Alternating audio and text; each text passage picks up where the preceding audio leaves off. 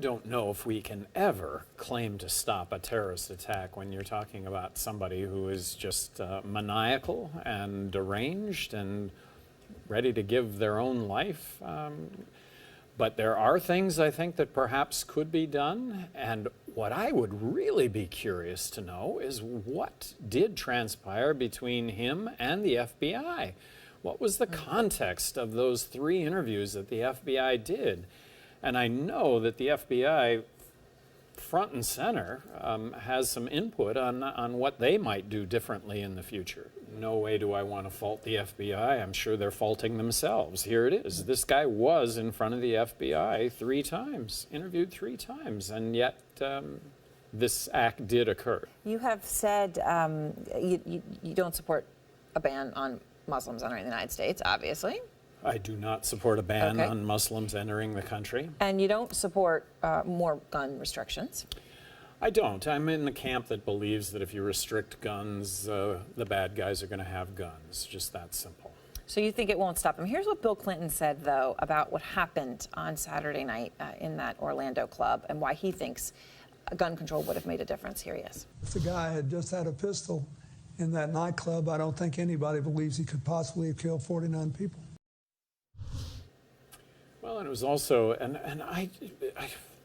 you hate to second guess anything, but all these events too are occurring. All these horrific shootings are happening in gun-free zones, where if potentially it wasn't a gun-free zone and that there were a number of people in that nightclub that might have been carrying weapons for self-defense, that it may have lessened the tragedy.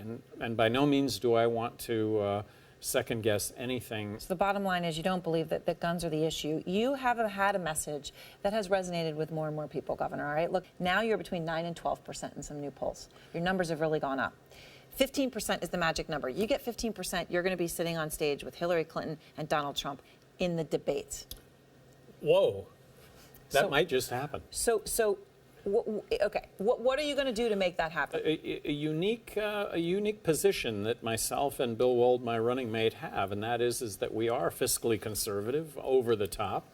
We're socially liberal, but it really doesn't matter whether you're socially liberal or conservative, as long as you don't force that on other people. Let people make decisions in their own lives.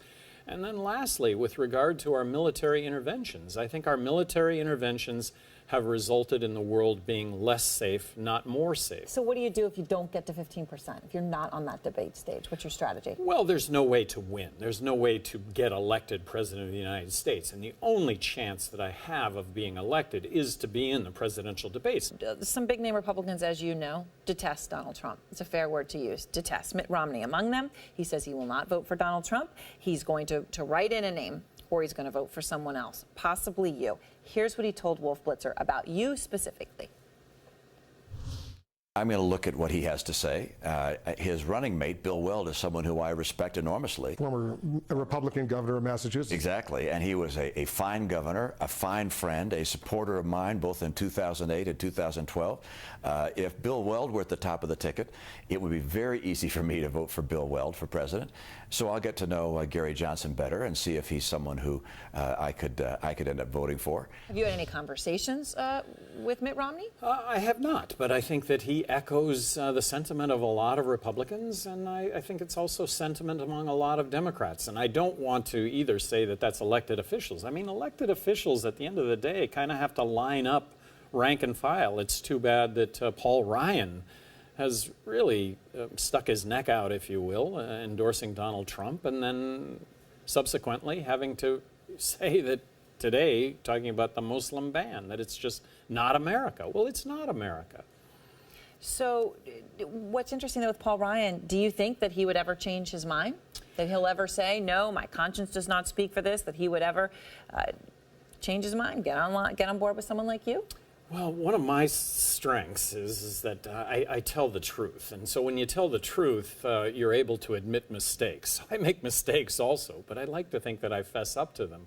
So I think Paul Ryan has an opportunity here to say, look, I made a mistake. And I'm not saying that results in an endorsement of me, but come on. The statements that he's making, he's made 100 statements that would disqualify any other presidential candidate from running, and yet all you have to do is turn the page, and tomorrow it'll be 102.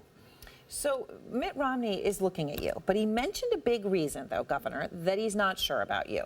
And that reason is your support for legalizing marijuana. A lot of your supporters, by the way, they love you for this. Your core group, there's a core that likes it. Sure. But someone like Mitt Romney, now that you have all of these very mainstream Republicans now looking around, he's nervous about it. And here's what he said. I think the legalization of marijuana on a recreational basis and legalization of drugs would be highly destructive to our coming generations and the work ethic of this country. I mean, marijuana makes people stupid. I would suggest that marijuana, from a medicinal standpoint, directly competes with legal prescription painkillers and drugs that statistically kill 100,000 people a year. There has not been one documented death due to marijuana. That's on the medical side. On the recreational side, I have always maintained that legalizing marijuana will lead to less overall substance abuse because it's so much safer than everything else that's out there, starting with alcohol. So the bottom line question, though, when he says it makes people stupid, do you agree with that or not agree with that? As someone who formerly used marijuana recreationally. I do not agree with that as someone who has used marijuana. I do not agree with that.